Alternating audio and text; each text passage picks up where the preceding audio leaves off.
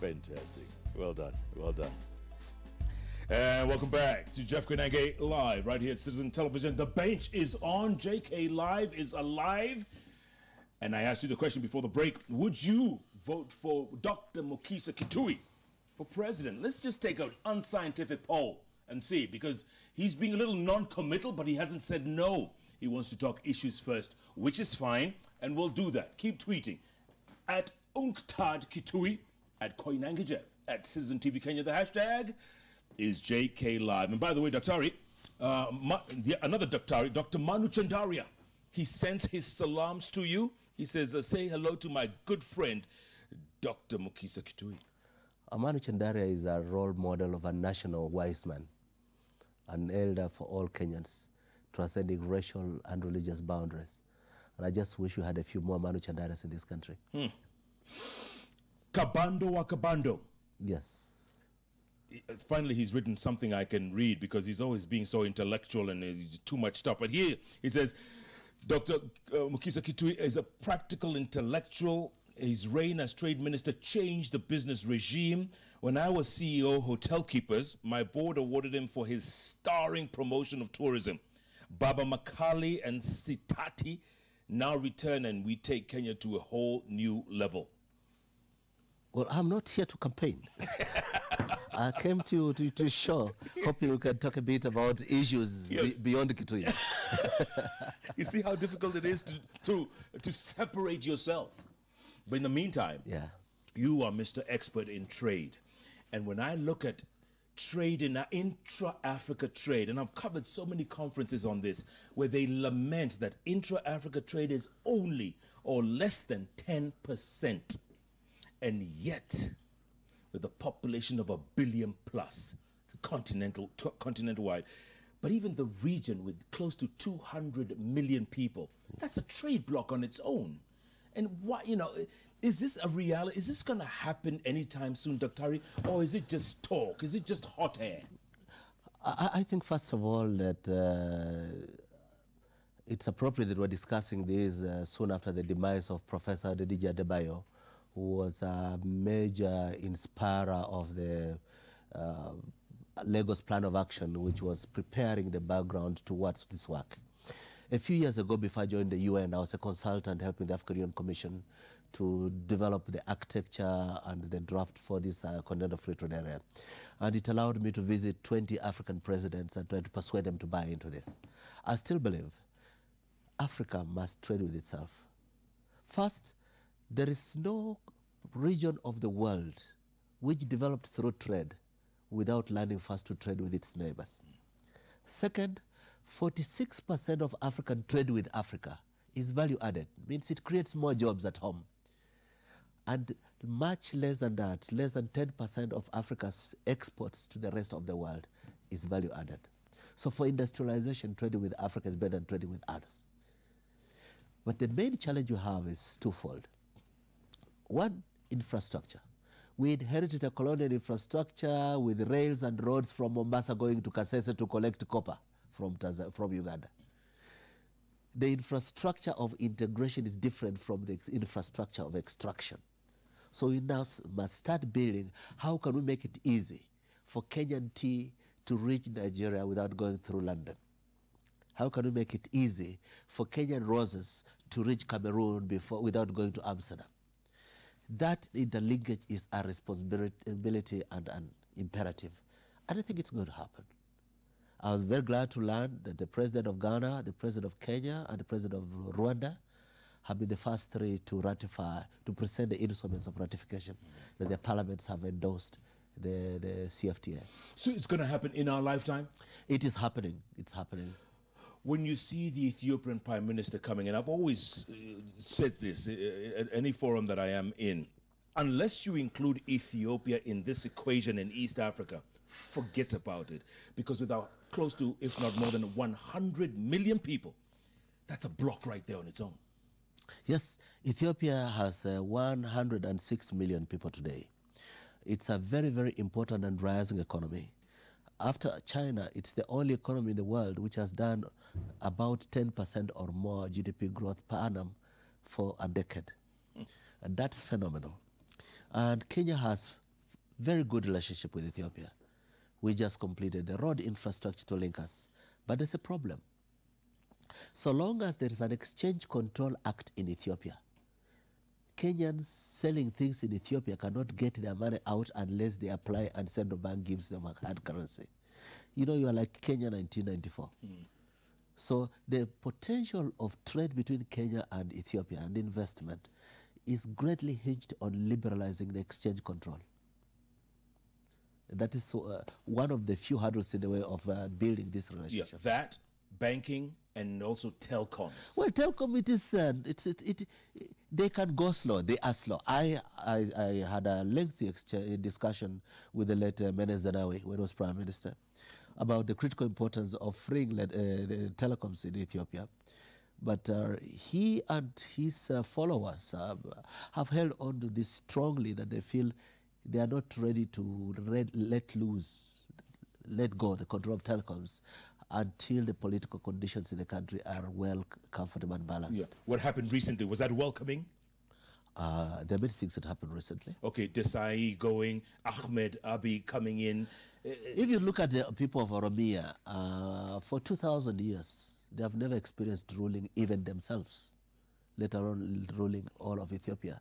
It's the first time that they have a person from the largest community in the country leading the whole country. That in itself is very, very good. Secondly, he seems a very progressive and energetic and focused person, almost in the mold of Paul Kagame. And if appearances are reality, and people from the other pressure groups, particularly the powerful groups from Tigrinya, support him, there's a very good chance that he's going to take Ethiopia forward. Yeah. Look, I think a year ago, the president signed an MOU with then Prime Minister Desai about LAPSET, right? Today, critics say that LAPSET is all but dead. It's a pipe dream. And if it ever does come about, I mean, we're talking trillions and trillions of shillings.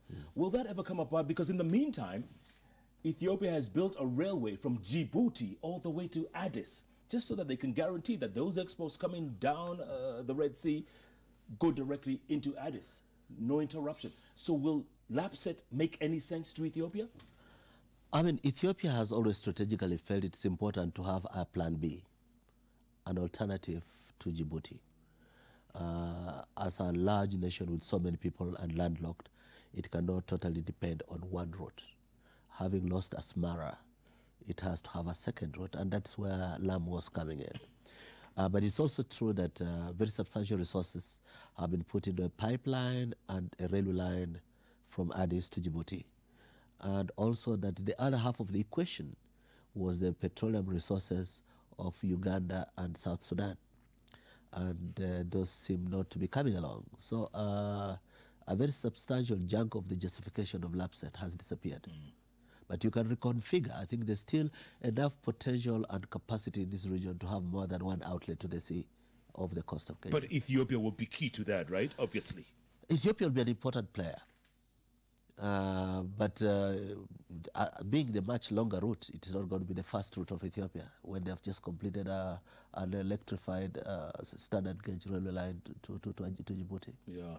A moment ago, you were talking about a railway line that was built more than 100 years ago, specifically to extract resources from Kasese and back. SGR, inaugurated less than a year ago, about a year ago, is another thing that critics call a white elephant. I totally don't agree with them at all on this. SGR is potentially a game changer in Kenya. You see, what's happened is this. Away from the intrigues of who got the tender, where was the transparency, I've expressed as openly as I could that there was some criminal irresponsibility for people to inflate the value of land and to spend much more money buying land from Kenyans than building a railway line. And I think partly that contributed to Uganda's logic of taking the pipeline through Tanzania. But for the first time, you are going to have the possibility of what they call the Airbus industrialization model. That you can have a process of manufacturing in Kenya where one component is made in Kisumu, another component in Mombasa, and a third component in Nairobi. and they are assembled together because of the low cost of bringing them from the different places together. And the possibilities of decongesting Nairobi with industry moving out, services moving out, the possibilities of moving goods to the world at low cost is phenomenal. It's a game changer for the country. But at the same time, you just mentioned the cost. I mean, at $3.5 billion US, close to 400 billion shillings, will we ever be able to pay that money back? Yes. How? There's a lot of things you have squandered money. I don't think this is one of the main ones. I still think that it was criminal neglect to have people learn where the railway is going to pass, start erecting fake things, and then over invoice and then exchequer pays. That's the pain. But having said that, Yelio Peterson Dwele, that really is going to acquit as well. But we should just find a way of going, not repeating that model. We make infrastructure investment too costly. Once it gets to Kisumu, and apparently it's reached Narok now, and fast heading to Kisumu, is it what you just called a moment ago? Is that a game changer? I think so. I think so. I think so. And we have to have arteries that feed into the SGR from other parts of the country, whether roads or light rails. But it's critically important that you have a 21st century infrastructure. And as as an expert in trade and former trade and industry minister, when you see China pumping money endlessly into this bottomless pit called Kenya, we're going to be indebted to them for generations. It is a sovereign responsibility of every country to balance between its investment needs and its fiduciary responsibility to the next generation. I have raised concerns about the specter of a debt crisis, not just for Kenya. You know, in an IMF publication of 2018, only 11 out of the 67 poorest countries are free of the risk of default on debt. And every time interest rates rise in the US, the private debt, both corporate and public, is rising. And the pressure to recall is mounting. I think we as a country need to be a bit more careful with borrowing than we have been so far in the recent past. And when we raise Eurobonds every now and then, I mean, is that money going to help in any way balance this? No, it depends what you raise money on. And to me, raising money for inclusive infrastructure is one thing, but borrowing money for recurrent expenditure is neglect of responsibility. I think I see part of the problem. We have ambitions. We must move. We must keep with the pace of the rest. But we have created for ourselves a behemoth called political bureaucracy, with thousands of MCS, nearly 400 MPs, senators, and so on. They are such a drain on the recurrent expense of government. Between them and reservicing existing debts, we virtually have no money for development investment. Which segues great, right into what I was thinking of next, and it's devolution. Yeah. And 47 counties. Yeah. And recurrent payments and stuff. I mean, at some point, it's going to give. When you see a wage bill it's in the billions and billions of shillings, wage bill alone, where will money for development ever come from? You know, we are in a very tricky place. Politics is a bastard. Politics does not respect rationality all the time. If we were rational economic beings, we'll say let us cut down the number of counties. But political pressure out there is against reducing the number of counties. And my sense is this, that we can do stages.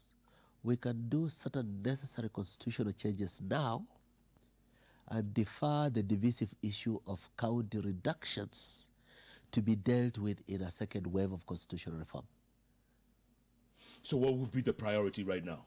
To me, the priority, first of all, I'll say something that has not been raised at all.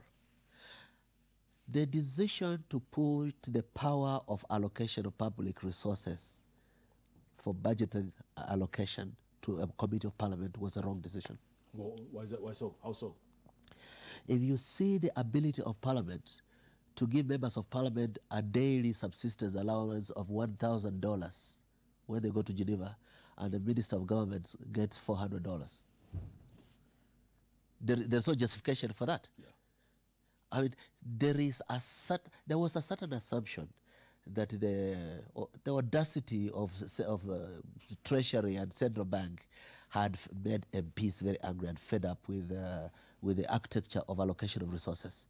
But I think at the end of the day, the answer that they took is not working well. I think the way we allocate resources to the legislature, as if it is like another equivalent to the public service, is not justifiable. The largesse, the unilateral powers they have, they say, okay, let us give ourselves 700 billion shillings as pensions, 7 billion shillings as pensions for one term, serving one term. Yeah. I wish that was beyond the ability of individuals to give unto themselves. And again, that means, but that's just one. I mean, there are other things. I think the balance between proportional representation and first past the post has not worked out well. We should be clearer. If we're going to realize the aspirations of proportional representation, which allows for women to be at least 1/3 of elected leaders, so that we don't have to go through this thing about nominated people representing women, we have to go all the way to proportional representation. And I see value in that. I see there's a whole range of areas that the nation should talk to itself. 10 years after you gave yourself a constitution, first of all, some assumptions you made that a constitution could be a panacea of problems have been proved wrong. And secondly, experience has shown that you have created a monster that is too expensive for you to manage. Yeah. Don't wait until we are in an economic crisis before you start dealing with this. Do you support what COTU Secretary General Francis Atwoli said the other day, that let's change the constitution and provide a situation where you have a powerful prime minister and a president? Because when President Kenyatta retires in 2022, according to Atwoli, he doesn't want him to engage in any mischief. He wants, let's give him an office and create a powerful prime minister post. I think it was an ill-advised statement. You can want to have a constitutional order with an executive prime minister and a president with reduced powers, like the model of France, for example.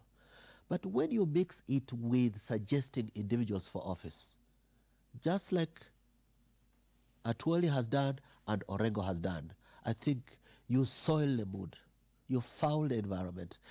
Let us distance the personal ambitions of any persons from the discussion about the architecture of national governance. It becomes unfortunate when, even with good intentions, you start making it look like we want to change the constitution because of creating employment for a certain set of people. Yeah. Yeah. But look, if it picks up steam, there could be a referendum in the next 2 years or 18 months. That's all right. But the referendum will not be about, do you give a job to Uhuru and Raila? It will be about, do we change the architecture of governance in Kenya? And persons who start putting in names are not helping the process of the dialogue about that form of change. Yeah. Down the line, the number of members of parliament, I mean, it comes to, I think, 359 or something. Would you want that reduced at some point? Absolutely. Kenya should not have more than 200 members of parliament. I mean, there are many countries which set a constitutional limit of how many MPs you have. Kenya had a constitutional provision which still exists that after some years you review. Yeah. And we have taken review to mean increase. I'd rather get into a situation where review means you change the boundaries, you redistrict. According to changes in population, you change boundaries. Like what happened when Oselo Nyalik lost his seat, his constituency. It is not justifiable for this country, with its weak economic base, with such a small middle class tax-paying base, to create forever a growing political bureaucracy with an ever-expanding appetite for largesse, and not just their constituencies. I saw a case here where a governor with his personal aide were flying to China in first class. The aide to the governor also in first class. Ministers from Scandinavia are not allowed to fly business class. They're not. They're not. Economy. And they do a very good job. Why should the governor fly first class and not business class? And why, for heaven's sake, should his aide fly first class? This Kenyan taxpayers' money. When I hear that we want more money thrown at devolution, I say, why can't you spend better what we have first before we grow with these things, change the constitution to move it to 45%? We're not doing a very good job. I don't think we're having a good and honest dialogue. I was coming to ask you that about devolution. Has it worked for the most part? For most parties, has. There are very good things that are happening with devolution, but it could do a lot better, particularly just disciplining procurement, punishing corruption, and optimizing public good instead of allowing governors the discretion to buy helicopters in the name of the county and things like this. Yeah, and build mansions, and have motorcades, and have 3 extra wives. Goodness. But look, at the end of the day, you get what you pay for, or you get what you vote for. Yeah. I mean, look at Nairobi County. Sonko looks like he's a little in over his head. Let's face it.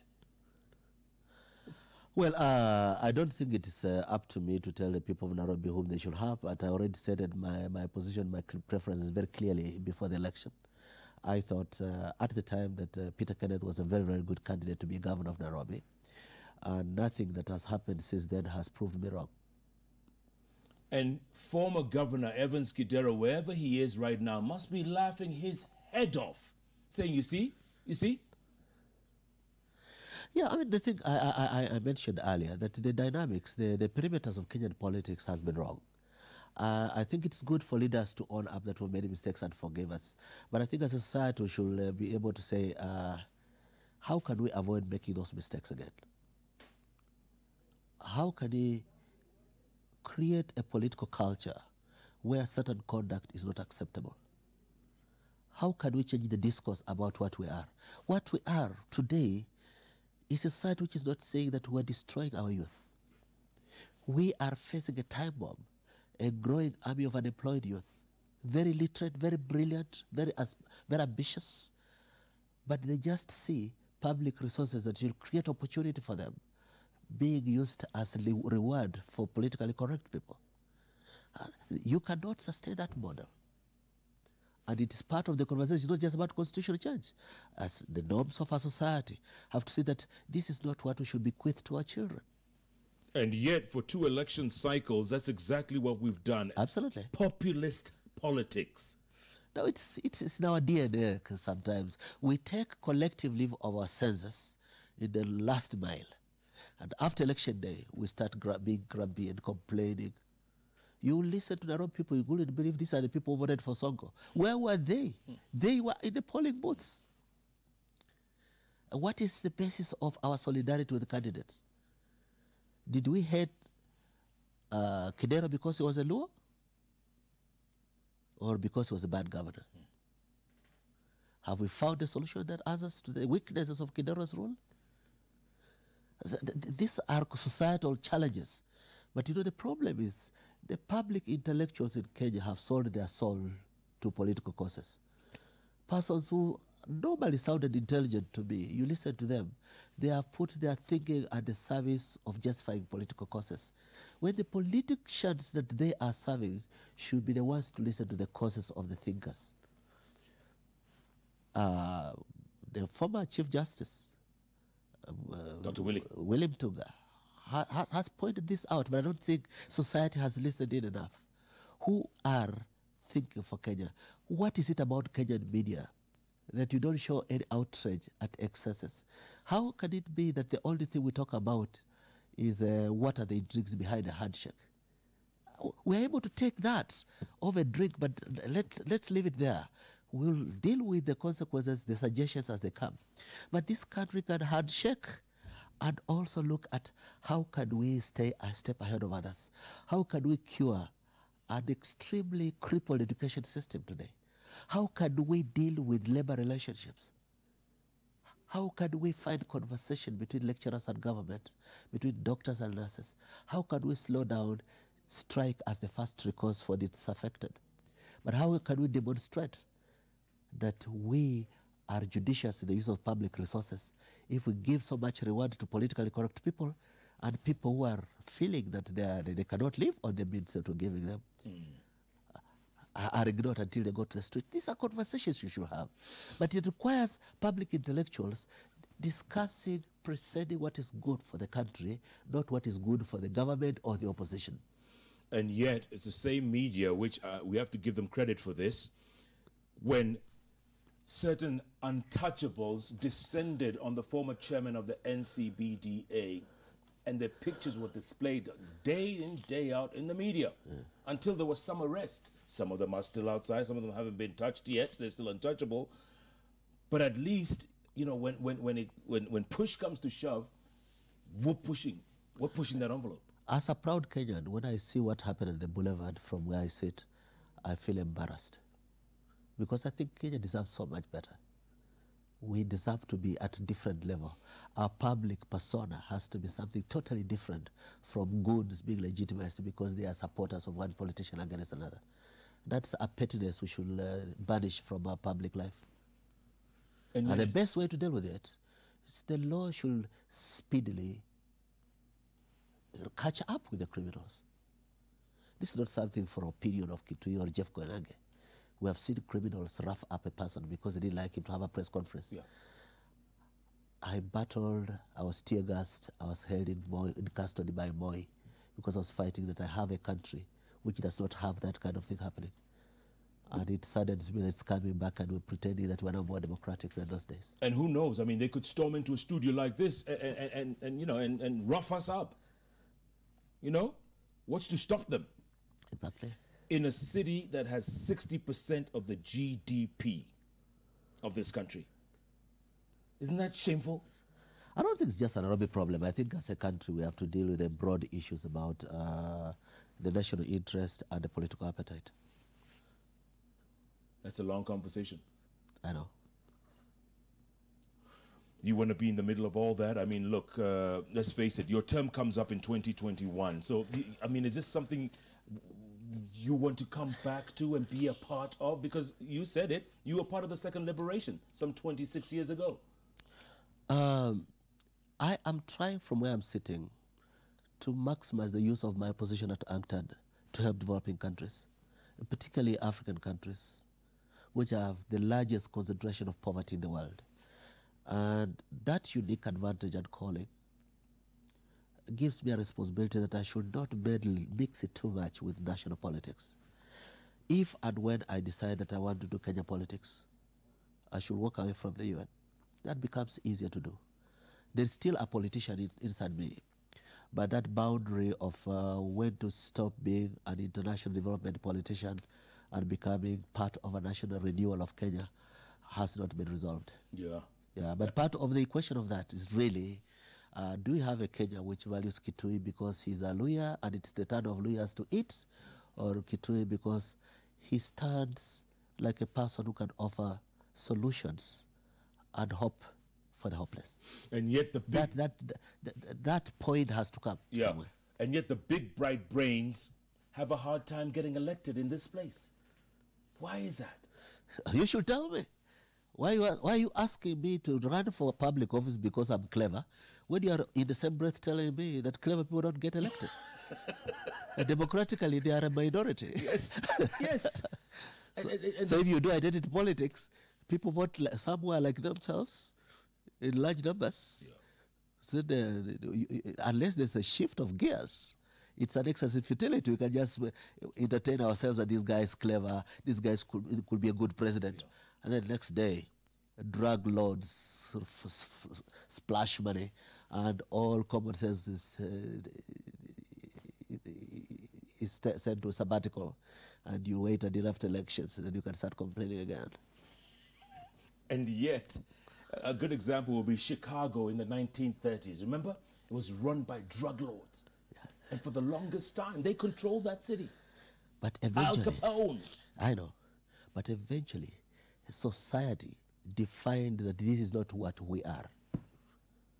And Kenya has to say this is not what we are. Because this is a gifted country. I've had the privilege to visit more than 120 countries in my life. And I see how countries doing very well cannot measure up to the natural endowment of Kenya. Its geography, its beauty, its people. But you know, you waste it. You want to compete with Burundi. You should be competing with many countries in the European Union today. And we're just satisfied with the mediocre. Is that what it is? I don't know if you're satisfied, but you sound like you are. Yeah. And yet, at independence, you very well know this, we were on par or ahead of countries like Malaysia and Singapore. Yes, you definitely were. Yeah. But I mean, we should not be stuck in the past. Sure. If you forever look in the past, you're either in reverse gear or you're going to have an accident. We should take lessons from what went wrong, what we didn't do right, to inform the national dialogue about where we want to go. And don't think that constitution is a panacea of all our problems. It's part of the equation, but it's not the whole solution. But in some of the things, the solutions are not political. The national dialogue should not just be exclusively about politics, who should rule, which community should be at the center of it, which promises have to be kept. This cheapens national leadership. We should also talk about what role should Kenyan corporate sector play. I was launching a report we just did now on gender and trade in East Africa. Why is it that a container from industrial area with a 40-foot container goes to Uganda or Tanzania as part of free trade? A woman at the border with merchandise in one neme is stopped because she's smuggling. This should be part of the discussion. Yeah. Why aren't we keeping our promise on liberating women, giving them their rightful place in our society? Why aren't we listening to young people about what Kenya they want? We can't just tell them the Kenya we want. But that Kenya is not just political.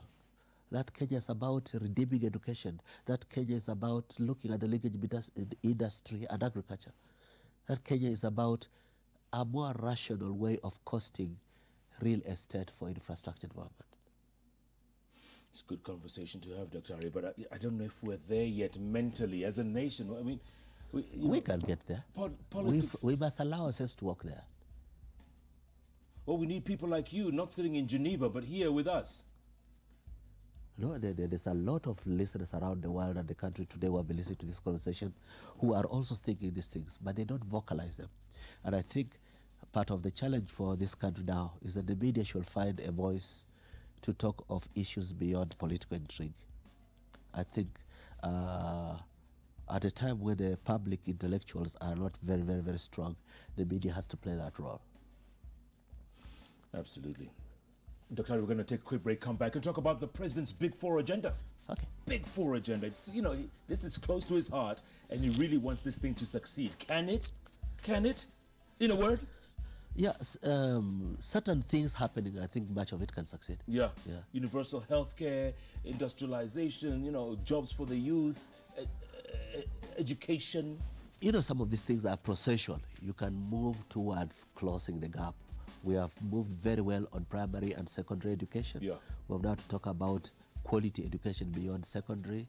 We have to move on health. We cannot get there in 3-4 years on universal health, good health, but we can make progress. But these are issues that we can discuss. Absolutely. Yeah.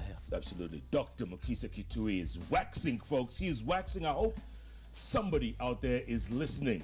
Tell a friend to tell a friend that the good doctor is in the house. And I tell you, he still has Kenya's interests at heart. In the meantime, before we go to break, there's some breaking news.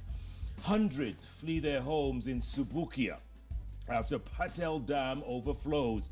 At least 10 people injured in Nyakinywa village. Police and emergency teams have been deployed. Medics on standby at Bahati Sub-County Hospital and Nakuru County Referral Hospital. County government to issue statements shortly. Ambulances on standby. We'll be bringing you more of that story as it unfolds. But for now, hundreds flee their homes in Subukia. Jeff Koinange Live with Dr. Mukhisa Kituyi takes a break. Keep tweeting at UNCTAD Kituyi, at Koinange Jeff, at Citizen TV Kenya. Hashtag, as always, is JK Live. JK Live takes a break. We'll be back in a moment.